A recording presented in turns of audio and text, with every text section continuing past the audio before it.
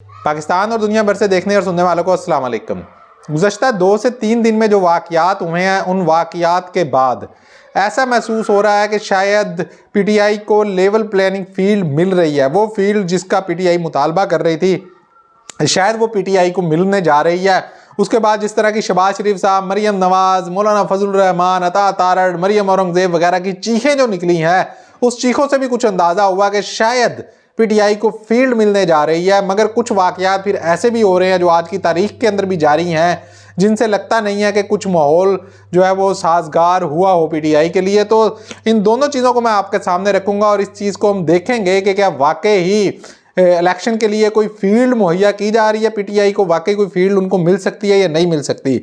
इस हवाले से गरीदा फ़रूकी साहबा ने एक ट्वीट किया है। वो गरीदा फ़रूकी जो हर अपने चंद दिन के बाद वो ट्वीट करती थी और कहती थी कि इमरान खान ख़त्म शुद, मगर उनका ये ट्वीट जो है ये इससे कुछ अलग है, कोई अलग कहानी सुना रहा है। इस ट्वीट को अगर हम सामने रखें और दूसरी जानिब आने वाले वाक़यात को भी सामने रखें तो देखते हैं कि क्या वाकई इस वीडियो के अंदर हम इस चीज़ का तज्जिया करने की कोशिश करेंगे कि क्या वाकई ही कोई लेवल प्लेइंग फील्ड जो है वो पीटीआई को मिल रही है या नहीं मिल रही। सबसे पहले गरीदा फ़रूकी साहबा के ट्वीट पर बात करते हैं। इसके अलावा नैब प्रोसिक्यूटर के बीमार होने की वजह से इमरान खान साहब की जो 190 मिलियन पाउंड और तोशाखाना नैब केस के अंदर ज़मानत का मामला था और बुशरा बीबी साहबा के भी ज़मानत का मामला था, वो दरखास्तें अब 4 जनवरी तक मुलतवी हो गई हैं। ये नैब प्रोसिक्यूटर ये वो लोग हैं, जब इमरान खान साहब को सज़ा दिलवानी हो तो ये कहते हैं रोज़ केस लगे, रोज़ जाकर सुनते हैं। मगर अब इमरान खान साहब की ज़मानत का मामला है तो पिछली पेशी पर भी इन्होंने बीमारी का बहाना लगाया, आज भी इन्होंने बीमारी का बहाना लगाया और ये पेश नहीं हुआ और ये मामला अब 4 जनवरी तक चला गया है। क्यों ना कि इमरान खान साहब की साइफर केस के अंदर ज़मानत हो चुकी है और यही 2 केसेस हैं जिनके अंदर इमरान खान साहब की ज़मानत नहीं है। अगर इन 2 केसेस में ज़मानत इमरान खान साहब को मिल जाती है तो फिर वो रिहा हो सकते हैं। मगर नैब जो है वो इस मामले को लटकाना चाहता है, इस वजह से वो लटका रहा है। अब इसके बाद हम सबसे पहले बात करते हैं खतीजा शाह साहबा की रिहाई के ऊपर जो गरीदा फ़रूकी ने ट्वीट किया। बड़ा दिलचस्प ट्वीट है, ये सारे इसके पॉइंट आपके सामने रखेंगे। सबसे पहला जो उन्होंने पॉइंट दिया वो है जनाब खतीजा शाह की रिहाई। ये 8 से 10 पॉइंट उनके बनते हैं। तो खतीजा शाह की रिहाई को वो मतलब कि समझ रही हैं कि शायद ये कोई लेवल प्लेइंग फील्ड मिलने जा रही है पीटीआई को। देखिए खतीजा शाह साहबा को कोई मेरा ख्याल 4 या 5 मुकदमात के अंदर मुसलसल गिरफ्तार किया गया। एक से उनको ज़मानत मिलती थी, दूसरे से मिलती थी, तीसरे में ये उनके साथ होता गया। उसके बाद उनको 3 MPO के तहत जो है वो नज़रबंद किया गया। 26 दिन इस 3 MPO को गुजर चुके थे तो फिर उनको कोयटा की पुलिस के हवाले कर दिया गया 3 MPO का ऑर्डर वापस लेने के बाद। और अब वो कोयटा के अंदर पिछले तकरीबन 1 माह से थी, जहाँ पर उनके रिमांड भी हुए, फिर वो जुडिशियल हुई और अब उनको वहाँ से ज़मानत मिल चुकी है। तो वो रिहा हुई हैं। तकरीबन इन सारे प्रोसेस को तकरीबन 225 दिन, तकरीबन 7 माह से ज़ायद का अरसा लग गया है। अगर खतीजा शाह के ऊपर जो इल्ज़ामात हैं, कोई ट्वीट करने का इल्ज़ाम है, कोई इस तरह के उनके ऊपर इल्ज़ामात हैं, उसकी तो शायद सज़ा भी 2 से 3 माह की होती। उससे ज़्यादा अरसा तो वो वैसे ही जेल में गुजार चुकी हैं। तो इतना लंबा अरसा जेल में गुजारने के बाद आप ये कहें कि शायद कोई फील्ड मिलने जा रही है पीटीआई की, तो मेरा ख्याल ये दुरुस्त नहीं है। इससे पहले भी पीटीआई के बहुत सारे लोगों को अदालतों से रिलीफ मिलता रहा है, जिसके अंदर अली मोहम्मद खान है, शहरियार अफरीदी हैं, शानदाना गुलजार हैं, शाह महमूद कुरैशी साहब को एक मरतबा गिरफ्तारी के बाद रिहाई मिल चुकी है, आमिर डोगर थे उनको रिहाई मिली थी। इस तरह बहुत सारे लोग हैं पीटीआई के जिनको ये रिलीफ मिलता रहा है और अब भी अदालतों से पीटीआई के लोगों को रिलीफ मिल जाता है। कुछ लेट मिलता है, किसी को किसी तरह मिल जाता है, किसी को एक कोर्ट से नहीं मिलता, फिर हाई कोर्ट में जाकर मिल जाता है। इमरान खान साहब को फिर सुप्रीम कोर्ट से ज़मानत मिल गई साइफर केस में। तो ये रिलीफ मिलना ही होता है गैर कानूनी, गैर आईनी तरीके से। आप कितना अरसा किसी को अंदर रख सकते हैं। तो ये मेरा ख्याल है कि खतीजा शाह की तो रिहाई बहुत अरसा पहले हो जानी चाहिए थी, जितनी उन्होंने मतलब कि कैद काट ली है। इतना तो उनका अगर गुनाह वो साबित भी हो जाए तब भी उनको सजा ना मिलती। तो ये तो खतीजा शाह साहबा का मामला है। अच्छा, अब आगे वो कहते हैं जी 9 मई बारे अदम सबूत। तो 9 मई बारे तो हम सब जानते हैं कि कोई ऐसे सबूत या कोई शवाहिद थे ही नहीं। जिन लोगों के खिलाफ कुछ शवाहिद हैं वो पहले से ही पकड़ के अंदर हैं और उनके भी अगर पुलिस चलान पेश नहीं कर रही, अगर ऐसी पुलिस जो कि फर्द जुर्म आयद करवाने में, चलान पेश करने में बड़ी जल्दी करती है और वो पुलिस चलान पेश नहीं कर रही अब तक, तो इसका साफ जाहिर है कि उनके पास सबूत नहीं है। और वो कहते हैं कि जितना अरसा किसी को लटका सकते हैं लटकाते हैं, सबूत तो हमारे पास इन चीज़ों के हैं नहीं। तो इसके अंदर पीटीआई का तो कोई मतलब कि कसूर कह लें या कोई कमाल कह लें नहीं है, बल्कि ये तो हमारी पुलिस की नाअहली है जो चलान पेश नहीं कर रही। अच्छा, दूसरा सरकारी टीवी पर पीटीआई की प्रेस कॉन्फ्रेंस। अच्छा, ये बड़ी दिलचस्प सूरत हाल है कि सरकारी टीवी के ऊपर पीटीआई की जो प्रेस कॉन्फ्रेंस चली है तो वो वैसे एक नई चीज़ हमारे सामने भी आई कि पीटीआई की तो किसी की कोई प्रेस कॉन्फ्रेंस, कोई मीडिया टॉक चलती नहीं, अचानक से पीटीआई की कैसे चल गई, और फिर उसकी भी चल गई। ये बल्कि जिक्र उन्होंने भी किया है, इनकी भी जिनके ऊपर पाबंदी है वो है शुएब शाहीन साहब। शुएब शाहीन साहब आप जानते हैं कि इदारों के खिलाफ भी ज़रा खुलकर बात करते हैं, जो करने वाली होती है बगैर कोई लगी लिपटी के वो सीधी कर देते हैं बात। तो इस वजह से वो पहले टॉक शोज़ वगैरह में आते थे, फिर उनके ऊपर पाबंदी लगा दी गई कि इनको ना बुलाया जाए। तो ये भी कोई पैमरा की तरफ से पाबंदी नहीं है, बल्कि ये एक वो नामालूम या लापता अफराद की जानिब से जो पाबंदी लगाई जाती वो वाली पाबंदी है, जिनका पता नहीं होता कि कौन ये पाबंदी लगा रहा है। वो जो नामालूम अफराद पाबंदियां लगाते हैं, ये वो वाली पाबंदी है। तो शुएब शाहीन साहब भी इस प्रेस कॉन्फ्रेंस में मौजूद थे। उनके साथ लतीफ़ खोसा साहब थे, बैरिस्टर गोहर साहब थे जो चेयरमैन पीटीआई हैं इस वक्त, और उनके साथ वो थे अपना इंतज़ार हुसैन पंजोता साहब। तो इन्होंने प्रेस कॉन्फ्रेंस की, तो साथ ये गरीदा फरूकी भी कह रही हैं कि उसकी भी चल गई प्रेस कॉन्फ्रेंस जिसके ऊपर पाबंदी थी, यानी कि शुएब शाहीन साहब की। तो ये 2 मिनट मेरा ख्याल को पीटीवी के ऊपर ये प्रेस कॉन्फ्रेंस चली है। ये किस तरह चली है ये बड़ा दिलचस्प मामला है, मगर पीटीआई के ज़राए जो बता रहे हैं उससे मतलब कि तसल्ली नहीं होती कि वाकई ऐसा हुआ होगा। अब इसके ऊपर 2-3 चीज़ें हो सकती हैं। पीटीआई जो बता रही है, जो पीटीआई के ज़राए बता रहे हैं, पीटीआई के अगर हम किसी इस्लामाबाद ऑफिस से पता करें, वो कहते हैं मुख्तलिफ सहाफ़ियों ने भी ये रिपोर्ट किया है और हमने भी पता करने की कोशिश की, तो यही मालूमात दी कि बस ऐसे चला दी, बस किसी ने कहा कि अच्छा यार चला दो, इलेक्शन के दिन है तो चला दी। मगर इस बात से तसल्ली नहीं होती, इलेक्शन के दिन है, बहुत कुछ हो रहा है, आप नहीं चला रहे, लोगों को आर ओ ऑफिस से गिरफ्तार किया जा रहा है, आप नहीं चला रहे, शाहमूद कुरैशी साहब को जिस तरह धक्के मारे गए आपने नहीं चलाया, तो ये आपने कैसे चला दिया। तो अच्छा, दूसरा ये भी दावा किया जा रहा है बाज़ लोगों की जानिब से कि अभी तक पीटीआई के ऊपर पीटीवी के ऊपर कोई ऐसे ही सख्ती भी नहीं आई कि किसके कहने के ऊपर ये चली, किसने चलाई, कोई ऊपर से आ जाता है ना दबाव, तो वो उस तरह का कोई दबाव भी नहीं आया। बहरहाल ये कोई 2 मिनट के लगभग ये प्रेस कॉन्फ्रेंस जो है ये पीटीवी के ऊपर कल दिखाई गई है। ये एक नई चीज़ हुई है, ज़रूर हुई है, मगर इस हवाले से कोई भी ये कैसे चल गई, क्यों चल गई, ये अभी तक पता नहीं चल रहा। पीटीवी कह रहा है कि बस ऐसे ही चला दीजिए, इलेक्शन के दिन है तो सबको कवरेज मिलनी चाहिए इसलिए चला दी। तो पीटीवी से इस तरह का लोग दावा कर रहे हैं, मगर इससे कोई तसल्ली नहीं होती कि ये कैसे चल गई। अच्छा, मेरी नज़र के अंदर शायद ये इसलिए भी चलाई गई हो, लेकिन नवाज शरीफ साहब जब आए हैं पाकिस्तान के अंदर, उनको हर तरह की सहूलत दी गई। जब वो लंदन से चले तो वहाँ पर एयरपोर्ट पर जो है वो वहाँ पर उनको सरकारी प्रोटोकॉल दिया गया। वो इस्लामाबाद एयरपोर्ट पर आए तो जनाब हाई कोर्ट का वो उनका थंब वेरिफिकेशन के लिए वहाँ पर मशीनें पहुँच गई, वहाँ पर वो चले गए। वो लाहौर जो है मीनार पाकिस्तान पर उतरे तो वहाँ पर हमारे सरकारी अफसर जो हैं वो उनको सलूट मारने के लिए पहुँच गए। तो ये सारी उनको सहूलतकारी मिली, मगर इस सहूलतकारी के बदले में जो नवाज शरीफ से मांगा जा रहा था वो नवाज शरीफ साहब देने को तैयार नहीं थे। वो थे इस्तेकाम पाकिस्तान पार्टी के साथ कोई सीट एडजस्टमेंट वाला मामला, वहाँ पर वो तैयार नहीं थे। तो फिर हो सकता है कि नवाज शरीफ साहब को दिखाने के लिए कि फिर सर ये भी हो सकता है कि फिर पीटीआई की प्रेस कॉन्फ्रेंसें भी टीवी के ऊपर चल सकती हैं, पीटीवी के ऊपर चल सकती हैं पीटीआई की प्रेस कॉन्फ्रेंसें, ये भी हो सकता है। फिर जमानतें भी मिल सकती हैं, फिर आपके मुकाबले के अंदर जो है वो लोग भी खड़े हो सकते हैं और आपके लिए मुश्किलात हो सकती हैं। मेरी ये ज़ाती राय है कि ये भी मुमकिन है कि नवाज शरीफ साहब को दिखाने के लिए ये प्रेस कॉन्फ्रेंस चलाई गई हो। बहरहाल ये एक नई चीज़ थी जो हमारे सामने हुई। अच्छा जी, साथ वो लिखती हैं जी, सुप्रीम कोर्ट से इमरान खान को मासूम करार देना, तो ये कोई ऐसी चीज़ नहीं है। देखिए, कोई भी मुजरिम होता है, वो जो फ़िक्रा भी लिखा है अतर मिनल्ला साहब ने, तो उसके अंदर यही है कि कोई भी मुलजिम जो है जब तक उसके ऊपर जुर्म साबित ना हो तब तक वो मासूम है। तो कोई ऐसी चीज़ नहीं थी, बस इन्होंने ज़रा उठा ज़्यादा दिया है कि इसको मासूम कहा गया जी, मासूम कहा गया, तो नून लीग वालों ने कुछ ज़्यादा ही उठा दिया, कुछ ज़्यादा ही उनको तकलीफ होगी, उनके पेट में मरोड़ उठने लग गए, मगर ये कोई ऐसी चीज़ थी नहीं। तो ये एक कानून है कि अगर आपके ऊपर जुर्म साबित नहीं हुआ, आपके ऊपर सिर्फ इल्ज़ाम है, तो उस वक्त तक आप मासूम ही हैं, मतलब कि आपके ऊपर जुर्म साबित नहीं हुआ। अच्छा, साइफर केस का ट्रायल रुकवा दिया जाना, तो ये तो काफ़ी पहले रुक जाना चाहिए था। जिस तरह की गलतियाँ और जिस तरह के भोंडे अंदाज में इस सैफर ट्रायल को चलाया था जज जबुल असनाद जुल्कुरनैन साहब ने, बकौल उनके खुद ही के वो बड़े बहादुर जज हैं, तो जिस तरह से वो चला रहे थे और डेली की बुनियादों पर कर रहे थे, तो इसको रुकना ही था।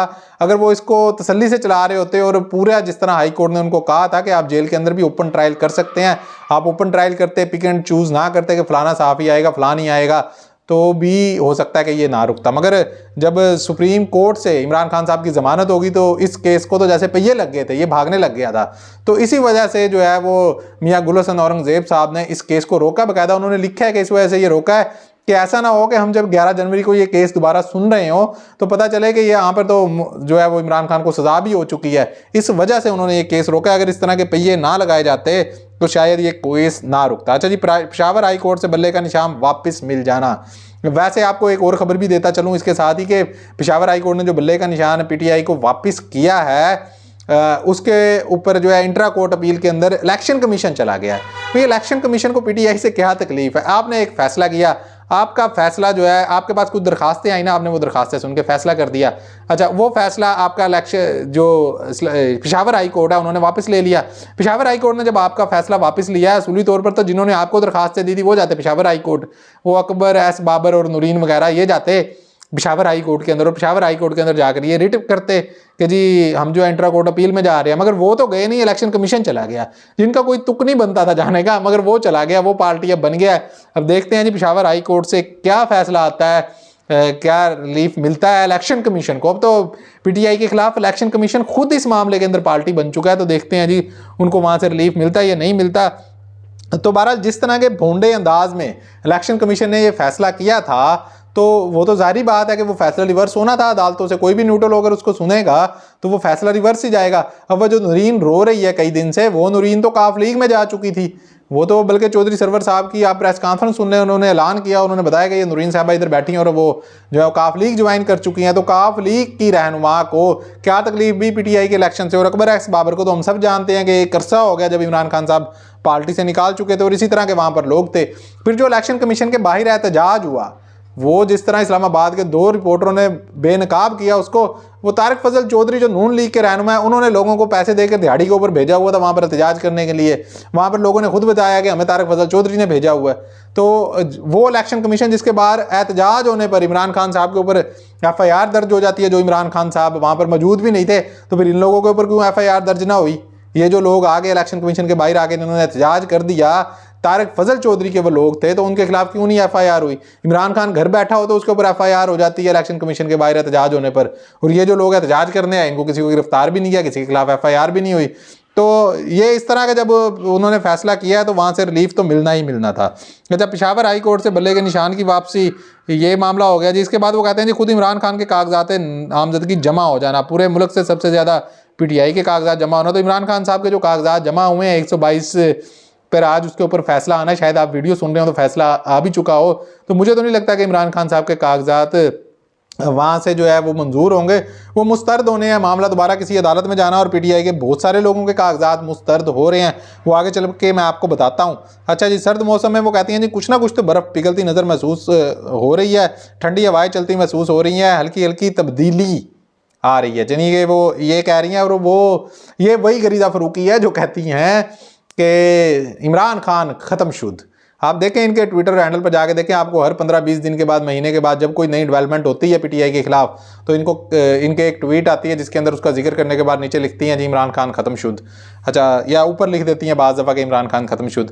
अच्छा जी, मौलाना फजलुर रहमान ने पीटीआई को दोबारा उठाने की कोशिश की जा रही है। मौलाना फजलुर रहमान ने भी ये कहा, तो उनकी तो चीखें बनती हैं मौलाना फजलुर रहमान साहब की, क्यों ना कि उनको नज़र आ रहा है कि पेशावर के अंदर उनके लिए कुछ भी नहीं है, उनको अपनी सीट महफूज नहीं नज़र आ रही। वो पिछली दफ़ा भी वो हार गए थे और वो खुद जाकर किसी महफूज हल्के से इलेक्शन लड़ना चाह रहे हैं, बल्कि उन्होंने कागजात भी जमा करवा दिए हैं। तो उनको नज़र आ रहा है कि यहाँ पे हमारे लिए अब कुछ भी नहीं है। अगर ये मामला इसी तरह ही चलता रहे बगैर इलेक्शन के, तो निगरान हुकूमत में उनको कुछ ना कुछ हिस्सा मिला हुआ है। ठीक है, उनका करीबी रिश्तेदार जो इस वक्त गवर्नर है खैबर पख्तूनख्वा का, तो उनको पता है कि अगर इलेक्शन हो गए तो ये वाला हिस्सा जो हमें मिला हुआ है, ये जो हम खा रहे हैं, ये भी नहीं रहना। तो मौलाना फजलुर रहमान की चीखें तो जेन्युइन है, उनकी तो बनती हैं। इसी तरह नून लीग की भी बनेंगी। जाहिर बात है उनको भी नज़र आ रहा है कि अगर इनको फील्ड मिल रही है, इनकी प्रेस कॉन्फ्रेंस पीटीवी पे चल गई है और इनको कोई थोड़ी बहुत रायत दी जा रही है, तो हमारे लिए तो ऐसी की तैसी फिर जाएगी। इसी वजह से तो अब जो इनके मुकाबले में आ रहा है उनके कागजात नामजदगी मुस्तरद करवाए जा रहे हैं। आज चौधरी परवेज़ इलाही साहब के बेटे मुनस इलाही के वकील बनकर गए अमजद परवेज़ जो इमरान खान साहब के खिलाफ इलेक्शन कमीशन के जो है वो मतलब के वकील होते हैं। अच्छा, 2 वकील बड़े मशहूर हैं, ये अमजद परवेज़ और शाह खावर वो वकील है जो अरशद शरीफ शहीद साहब का वकील सुप्रीम कोर्ट में पेश हुआ था। और जब वो सुप्रीम कोर्ट के अंदर पेश हुए एक दो मरतबा वो पेश हुए। उसके बाद जब मेरा ख्याल कोई दूसरी पेशी थी गालबन, जब अरशद शरीफ शहीद साहब की वालदा ने कुछ लोगों के, कुछ इस्टेब्लिशमेंट के किरदारों के नाम लिख कर दिए कि हमें इनके ऊपर शक है या ये लोग जो हैं वो मेरे बेटे की शहादत में मुलव्वस हो सकते हैं, तो ये शाह खावर साहब ये वही वकील हैं जो वहाँ से निकल कर तकरीबन तेज तेज चलते हुए, तकरीबन भागने वाले अंदाज में वहाँ से निकल कर चले गए थे और इन्होंने केस छोड़ दिया था। और फिर वो जो एक जज साहब हैं शौकत अजीज सदीकी साहब, उनका मामला भी अब सुप्रीम कोर्ट में पेंडिंग है। अब वो अरशद शरीफ शहीद साहब के वकील हैं, मगर उस केस की तो अब समाअत ही नहीं हो रही। और ये अमजद परवेज साहब भी ये बड़े आगे आगे होते हैं इमरान खान साहब के पास वकीलों में। तो ये पता नहीं चौधरी परवेज इलाही साहब या मुनीस इलाही साहब की कोई चाल थी या क्या था, उन्होंने कहा भी बाकी वकीलों को तो पकड़ा जा रहा है, चलो इनको वकील कर लेते हैं। तो आज इनको वकील किया गया, तो रिटर्निंग ऑफिसर के ऑफिस के अंदर से ये भी गिरफ्तार हो गए हैं। यानी कि अमजद परवेज जो इलेक्शन कमीशन का वकील होता था, ये साहब NA 130 से नवाज शरीफ साहब के भी इतलात के मुताबिक वकील थे, और जब वो पेश हुए थे तो उनको चाय भी पेश की गई थी, और आज जो है उनको गिरफ्तार कर लिया गया। ये इतलात आ रही हैं बहरहाल जी कि ये भी गिरफ्तार हो गए हैं। इसके अलावा जी बैरिस्टर सुलेमान अकरम राजा, अब ये चीज़ें जो मैं आपके सामने रख रहा हूँ ना, ये मैं रख रहा हूँ वो गरीदा फरूकी साहबा जो बात कर रही हैं उसका तो मैंने आपके सामने रख दिया कि ऐसी कोई चीज़ मुझे तो दिखाई नहीं दे रही। जो चीज़ें हो रही हैं वो कानूनन बहुत पहले हो जानी चाहिए थी, बहुत देर से हो रही हैं, मगर वो हो रही हैं। तो कुछ लोगों को एतराज़ है कि ये हो क्यों रहा है, ये होना ही नहीं चाहिए। यानी कि दूसरी जमात तो इंतखाबात में होनी नहीं चाहिए, बल्ले का निशान बैलेट पेपर पर होना ही नहीं चाहिए, क्योंकि इनके अंदर हिम्मत नहीं है कि ये बल्ले का मुकाबला कर सकें। इसलिए वो कहते हैं वो बैलेट पेपर पर हो ही ना। शहबाज शरीफ साहब ने इसीलिए तो चीखें मारते हुए प्रेस कॉन्फ्रेंस की थी। अब सुलेमान अकरम राजा साहब जी 156 PP 156 से शेख इम्तियाज़ अहमद के तजवीज़ कुंदा के साथ स्क्रूटनी करवाने के लिए गए थे। वो वीडियो भी इस वक्त सोशल मीडिया के ऊपर चल रही है। पुलिस वाले बगैर वर्दी के, कुछ सादा कपड़ों के अंदर, अब वो पुलिस वाले थे या एजेंसियों के लोग थे, कौन थे, वो आए और वो उस तजवीज़ कुंदा को पकड़कर अपने साथ ले गए। इस तरह का सलूक किया जा रहा है। दूसरी जानिब से कोई बर्फ़ पिघलती हुई लोगों को नज़र आ रही है, तो मुझे तो बर्फ़ पिघलती हुई कोई ख़ास दिखाई नहीं दे रही। इसके अलावा जी सनम जवेद के कागजात नामजदगी पर भी एतराज़ात हो चुके हैं, और इस समाअत को इन कैमरा कर दिया गया। जो समाअत हो रही है वहाँ पर ना मीडिया होगा ना कोई होगा, बस वो वकील आएंगे और वो बात करेंगे, बाई सिक्योरिटी वगैरह खड़ी कर दिया है। अच्छा, उस्मान डार साहब की वालदा रेहाना डार के कागजात मुस्तरद हो गए हैं।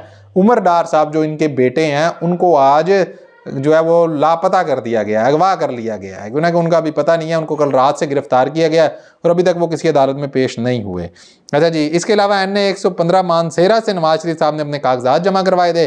उनके मुकाबले में वहाँ पर आजम सवाती साहब ने कागजात जमा करवा दिए थे और उनके कागजात भी मुस्तरद हो गए हैं। और मुस्तरद करते हुए एतराज़ ये किया गया वो पाकिस्तान में मौजूद नहीं है और उनके साइन जो हैं वो जाली हैं, इस वजह से हम ये कागजात मुस्तरद कर रहे हैं। मरीम नवाज़ के मुकाबले में आने वाले नईम हैदर पंजोता जो सरगोदा से मरीम नवाज़ के मुकाबले में हैं, तो उनके जो कागजात हैं तो उसके ऊपर भी कुछ एतराज़ात आ गए हैं। देखते हैं वो मुस्तरद होते हैं कि नहीं होते। आज आखिरी दिन है स्क्रूटनी का, और PTI जो दावा कर रही है, कल उमर अयूब साहब ने भी दावा किया और PTI के दीगर लोग भी ये दावा कर रहे हैं कि 1000 के करीब PTI के कोई 2400 के करीब लोगों ने जो कागजात जमा करवाए हैं और 1000 के करीब जो है वो लोगों के कागजात मुस्तरद कर दिए जाएंगे। मुस्तरद कागजात होंगे, फिर ये लंबा मामला चलेगा अदालतों के अंदर, ये सारा कुछ जाएगा अदालतों में।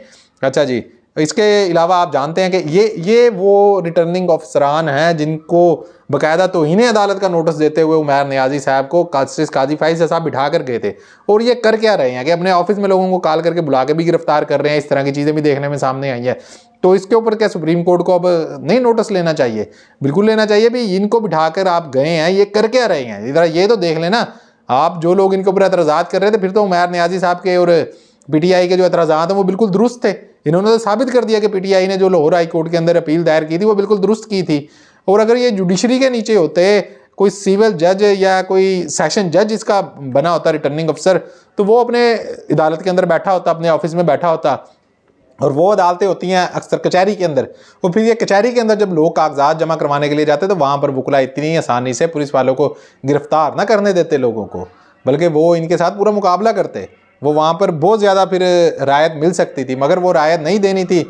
जस्टिस काजी फायज़ ईसा साहब जो अपील दायर की थी उमैर नियाजी साहब ने, उसके ऊपर तौहीन अदालत का नोटिस जारी करते हुए वो चले गए। नोटिस क्या, जवाब तलब किया गालबन उन्होंने। बहरहाल ये वो करके गए हैं। अब देखते हैं जी, 2 जनवरी को वापस आ रहे हैं। वो वही नवाज शरीफ वाली सहूलतकारी का सिलसिला जारी रखते हैं। 2 जनवरी को आगे उन्होंने वो केस भी लगाया हुआ है जो नाअहलियत आयात उसके खिलाफ, तो वो भी बड़े मौके पर उन्होंने लगाया है। तो अब तक वो जो करते आ रहे हैं पिछले 2-2.5 महीने से, जब से वो चीफ जस्टिस बने हैं, तो वो सारी सहूलतकारी करते आ रहे हैं, तो वो देखते हैं आगे भी उसको जारी रखेंगे। अच्छा, इस्लामाबाद हाई कोर्ट के जस्टिस बाबर सत्तार ने जो फैसला दिया है ना, ये 3 MP वाला, उसके अंदर चंद जो है ना चीज़ें उसकी मैं आपके सामने रख देता हूँ। वो बड़ा ज़बरदस्त उन्होंने फैसला दिया है जस्टिस बाबर सत्तार और जस्टिस मियाँ गुल हसन औरंगज़ेब की जानिब से। बड़े अच्छे फैसले आ रहे हैं और आईन और कानून के मुताबिक आ रहे हैं। जस्टिस बाबर सत्तार ने मुल्क भर में सियासी रहनुमाओं और कारकुनों की नज़रबंदी के जारी अहकामात पर सवाल उठा दिया। वो कहते हैं कि किसी शख्स की नज़रबंदी की इस शुबे की बुनियाद पर सिफारिश की कि वो मुस्तकबिल में कोई ऐसा अमल करेगा जिससे नुक्से अमन का खदशा हो, आइन के आर्टिकल 10(4) से मुतसादिम है। जब तक नुक्से अमन का कोई अमल हो चुका या हो रहा ना हो, गिरफ्तारी या नज़रबंदी के किसी कानून का इतलाक नहीं हो सकता। आइन रियासत को किसी ऐसे अमल के खदशे की बुनियाद पर जो अभी हुआ ही ना हो, गिरफ्तारी की इजाज़त नहीं देता। तो इस फैसले की रोशनी में अगर हम देखें तो 3 MPO के जितने भी आर्डर जारी किए हैं PTI के खिलाफ 9 मई से लेकर अब तक, वो सारे गैर कानूनी, गैर आइनी इन्होंने आर्डर जारी किए हैं और वो सारे आर्डर जो हैं वो बिल्कुल फजूल हैं। सनम जावेद साहबा के खिलाफ जो 3 MPO का आर्डर था, कल इतलात आई थी कि वो भी वापस ले लिया गया तकरीबन 26 दिन के बाद। तो वो मेरे ख्याल कोई 2 दिसंबर को गालबन वो आर्डर किया गया था। लाहौर हाई कोर्ट उसके ऊपर समाअत कर रहा था और वो समाअत बस जैसे खदीजा शाह साहबा वाली हुई वैसे ये समाअत हो रही थी, वो भी लटकी हुई थी, तो वो आर्डर वापस ले लिया गया। मगर अब देखें सनम जावेद साहबा को भी कोटा की सैर करवाई जाती है या उनको आज़ादी मिलती है, ये जो कुछ भी होगा वो हमारे सामने आ जाएगा। मिलते हैं इंशाल्लाह अगली वीडियो में। अपना ख्याल रखिएगा। अल्लाह हाफिज़।